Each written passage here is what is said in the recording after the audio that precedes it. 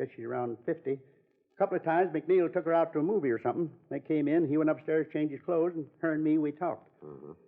I guess he saw something kind of interesting in her. Myself, I couldn't, though. Kind of dumpy, you know? Seemed to like her, though. A couple other times he talked about her, said how she was so nice, seemed to understand him. How about her name? Let me think for a minute. Clara. Yeah, it seems like that was it. Clara. You know where we can get in touch with her? Well, the way I remember, she lived in a hotel down the street near 6th. Do you know the name of the place? Eldridge, I think it was. Not real sure. If you ask down there, they ought to be able to tell you, though. Name's Clara or something. What if we could use your phone? Sure, in the lobby downstairs. I'll call. All right. Hey, you got to have a dime. It's a payphone. Yes, sir. Gee, they sure made a mess. Did McNeil get much mail while he was here? No, a couple of letters. You know who they were from? Some law company here in town. Must have been good. You know how they have the name printed up in the corner of the envelope? Yeah. Embossed. Must cost them something. You remember the name? No, can't get a picture. Did McNeil drive a car? Used to take a streetcar to work. Know that because he used to talk about the people he met. He got real sore when it rained. Told me he couldn't stand the smell of wet wool. Said there ought to be a law that nobody could wear wool clothes when it rained. Yeah. He was a funny little guy. Got real definite ideas about things. That's so? Oh, yeah. Made up his mind and stuck to it. Like the envelope. Well, what's that? The envelope he had a couple of days ago. Wanted to put it in the hotel safe. Told him we didn't have one, just got the steel boxes. You know, one for each room in case the guests want to check something. Yeah. And we got those. And when he found out, he decided to keep the envelope himself. He tell you what was in it? No, just acted kind of mysterious, like it had something real valuable inside. When he found out there wasn't safe, he told me he'd keep it with him. But he didn't give you any idea what was in the envelope? No, just plain white, little, you know, like you mail a letter in. Yeah. How about it? Did you find a woman? Yes, sir. See you in a minute, Joe. Yeah. Want to excuse us? Sure. What do you got? Well, I checked the hotel. The woman's name is Clara Fabian. Yeah. She checked out 30 minutes ago. Say where she's going? No, clerk said she was pretty upset. Yeah. Said something about a death in the family.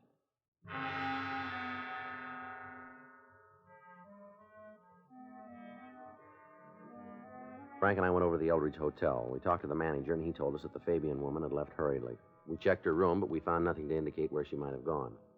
We called the office and had the name run through R&I. We found she had a record listing several drunk arrests and 2 convictions on bunco charges. Her picture was pulled and shown to Ted Brenda. He identified her as McNeil's friend. From her package, we obtained the name of a sister living in the Los Angeles area.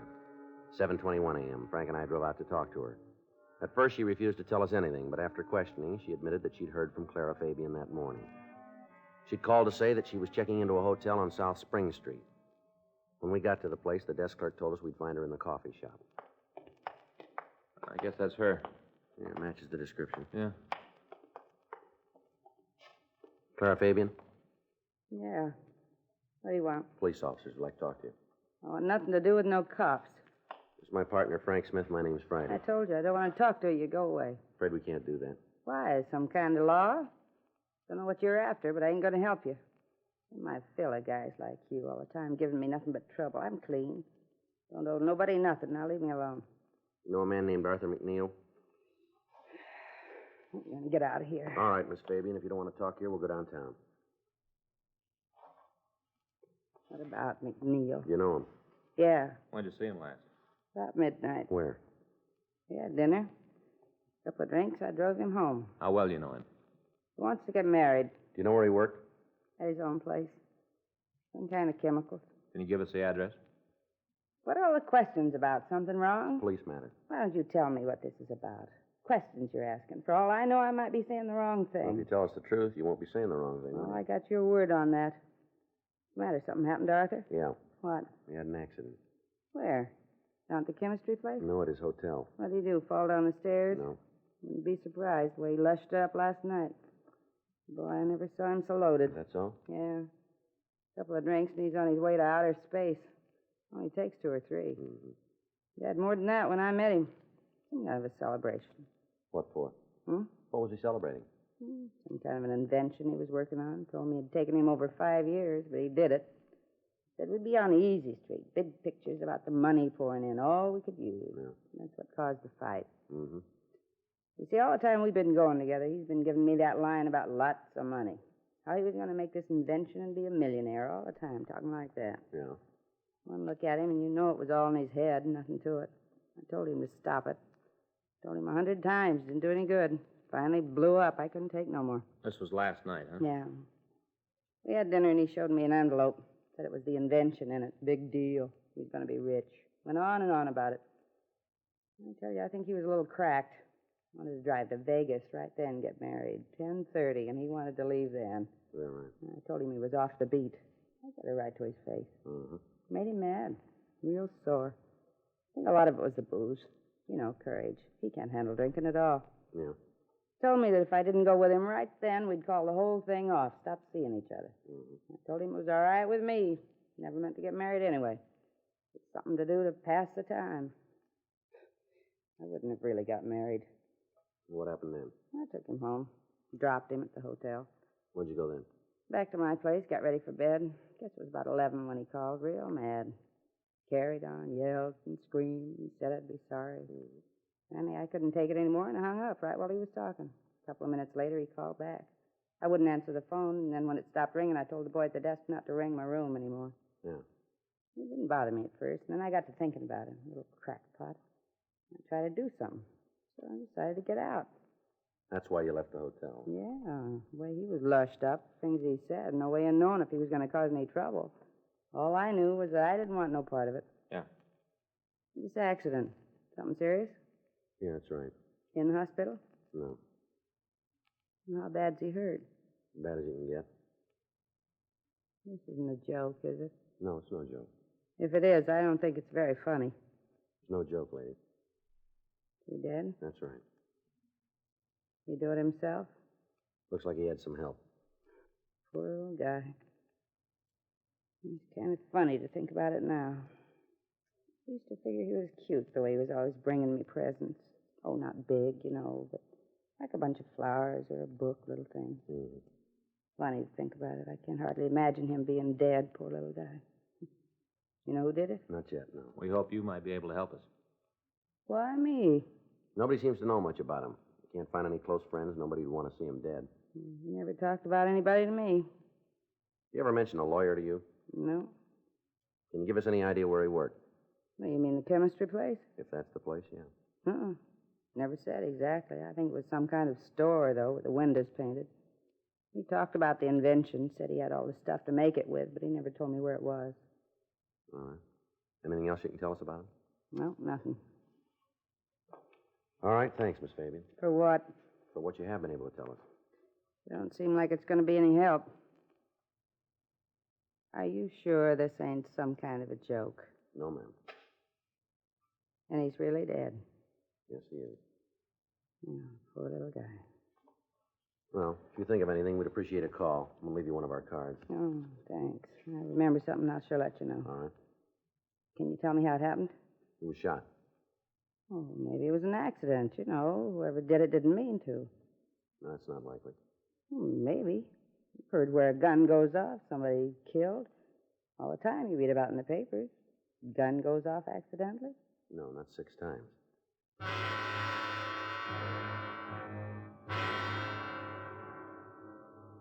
Frank and I went back to the office.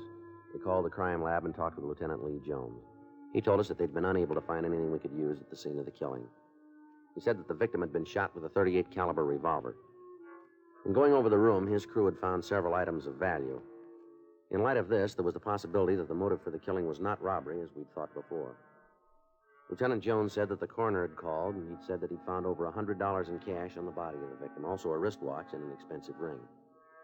In one of the pockets of the coat McNeil was wearing, the crew from the crime lab had found an address book. Jones said he was sending it over to us. The canvass of the area had netted us nothing. None of the people in the immediate vicinity had seen anything out of the ordinary at the time of the killing. We contacted the stats office and asked them to make a run on the method of operation. Until we could come up with a motive for the slaying, there was little we could do to apprehend the killer. Additional men had been sent out from the office to interrogate the other people in the hotel. They reported that they'd found nothing to aid us. 10:47 a.m. Well, we're sure building zeros. We sure are. There's not much to go on. Nothing. I got it.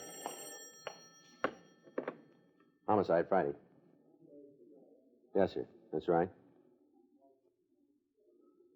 Well, how'd you hear about it? Yeah. Yes, sir, we would. What's that? All right. As soon as we can get there. Yes, sir. Goodbye. Might have a break, maybe. Man says he's McNeil's lawyer. What's he got? First step. Huh? The reason McNeil was killed.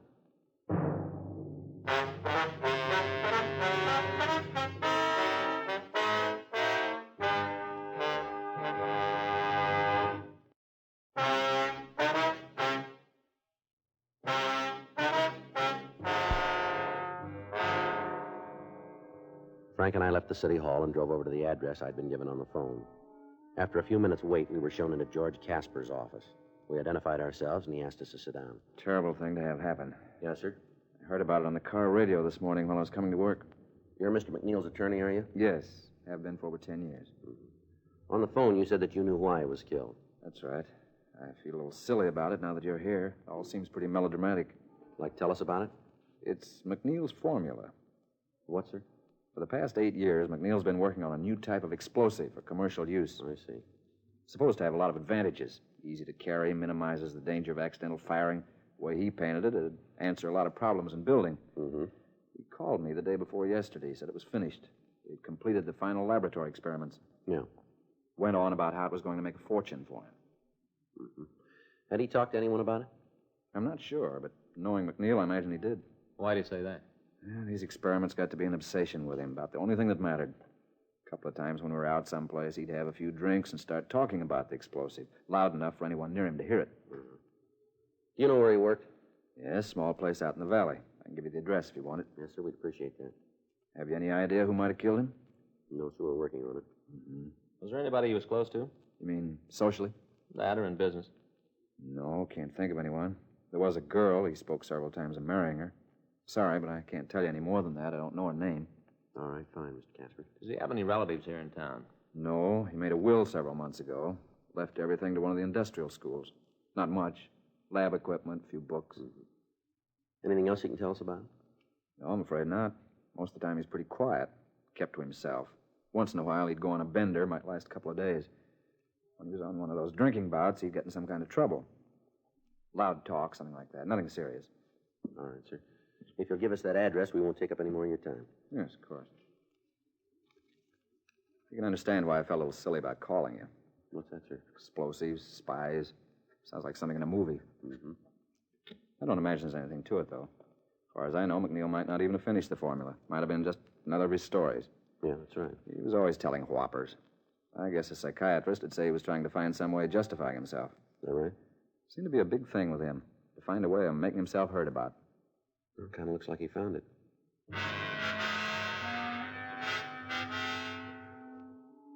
Frank and I went back to the office and met with Captain Lorman. We discussed the possibility of McNeil being killed by somebody who wanted the chemical formula. Because of the potential value of the explosive, federal authorities were notified, and they sent a team of men out to aid in the investigation. The next morning, Wednesday, January 12th, we picked up a list of similar crimes from the Stats office. In checking out the victims, we got the same description of the thief from each one of them. They all described him as a white male American, 32 years, 165 pounds. In each case, the thief had followed the victims and attacked them as they entered their homes. The last robbery had taken place 3 weeks before on December 23rd. During the commission of the crime, the victim had been wounded. The bullet had been removed and held at the crime lab as evidence. 8:02 a.m. Frank and I put in a call to Lieutenant Jones. 8:26 a.m. Might be Lee. Yeah. I get it. Homicide Friday. Yeah, Lee. You check him? How about it? Yeah, sure is. Yeah. Now all we got to do is to make it do some good. All right. Thank you, Lee. Bye. What's he got? Well, he checked the bullet from the last robbery against the ones that killed McNeil. Yeah. Same gun. Additional local broadcasts and APBs were gotten out carrying the description of the holdup man. Victims were asked to come to the city hall and recheck the mug books in the hope that they might be able to identify him. A check of McNeil's workshop failed to disclose any evidence that he'd been working on an explosive. A week went by without any new developments. Thursday, January 20th, Frank and I got back to the squad room. Well, sure looked for a while like it was going to go. Yeah, I did. I got it. Homicide Friday. Yeah, Jim. Mm-hmm. When? Might be. Right. Right now. Right. Jim Austin, robbery. They just got back from a call out in Westwood. Yeah? Thief fits our description pretty good. Austin thinks it might be the same guy. They get him? No, something just as good. What do you mean? He dropped a hotel key. Frank and I went over to room 27A and we met with Sergeant Jim Austin. He gave us the details of the robbery. From the way the holdup man operated and the description given by the victim, he was the man we were looking for. In getting away from the scene, he dropped a key to a downtown hotel room. We checked the address in the phone book and then we left the city hall. It was a small place on South 4th Street. We identified ourselves to the manager and told him why we were there. Yes, it's one of our keys. Can you tell us who has the room? Yes, Ralph Otley. What's this Otley look like? Oh, he's a nice young fella, blonde. Guess he's about 30 years old. How long has he been here? You mean regular? That's right. About 5 months. A couple of times before that for a couple of months. He came back, though. Is he in now? No, I haven't seen him since this morning. Left about 7:30. Does he have a job? Well, he never told me nothing about it. What's he do for a living? Well, I guess you'd say he was kind of a promoter. What do you mean? Well, he goes around trying to line things up, figures some way to make a killing. He hit it pretty good on a deal last year, and he's been living on the money since then, I guess. Mm-hmm. What do you want to talk to him about? Police business. Not in trouble, is he? We better talk to him about that. Well, look, if he's done anything wrong, the hotel didn't know a thing about it. He paid his rent. He didn't cause any trouble here. Now, we didn't have any part in it. Well, don't worry about it. Wonder if we could see his room. You mean go through it? We'd like to take a look at it, yeah. Well, I guess it's all right. You being cops, sure, I'll give you the key. You better come with us. Well, I ain't going to tell him nothing. He comes in while you're upstairs. I won't tell him anything. No, sir, that's not the idea. We'd like you to be in the room when we check it. Oh, well, sure. Okay, let's go. Mm-hmm. You really figure that there's something wrong with this Otley, huh? Well, we're not sure. You know, come to think about it, there could be. Why say that? Just because the way he lives, he'd had to make a lot of money to live the way he does. Fellow makes that much. He usually tells everybody how he did it. You know, show how smart he is. Mm-hmm. Well, Otley never says anything, just that he made it, not how. He wouldn't let anybody in on a good thing. Well, maybe he's got a reason. Hmm? It's not such a good thing.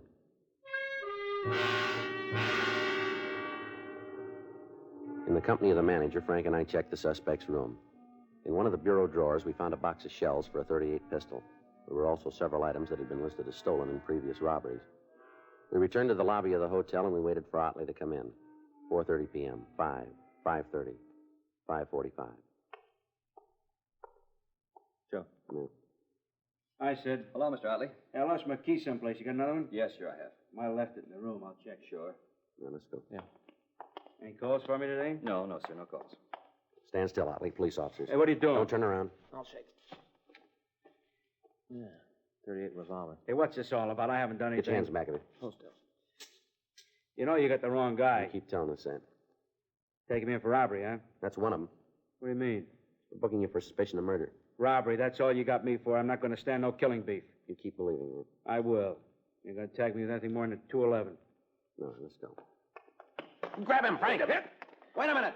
Hold it up, Otley, or I'll shoot.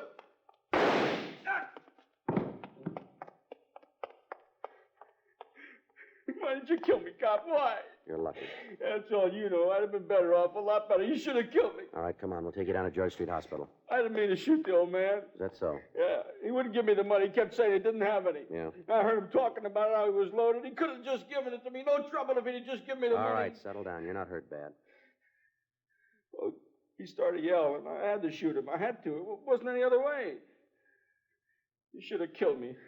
That's why I took off, so you'd kill me. I wish you had a... Well, don't worry about it. Huh? Maybe it'll turn out that way.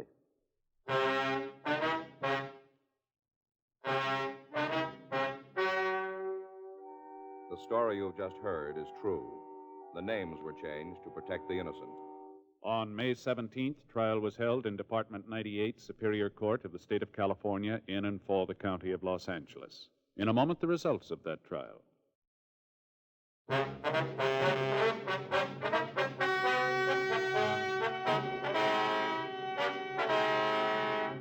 Ralph Neville Otley was tried and convicted of murder in the first degree and received sentence as prescribed by law.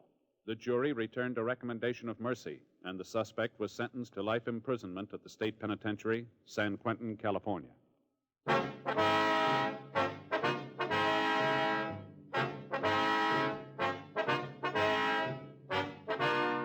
You have just heard Dragnet, a series of authentic cases from official files. Technical advice comes from the Office of Chief of Police W.H. Parker, Los Angeles Police Department.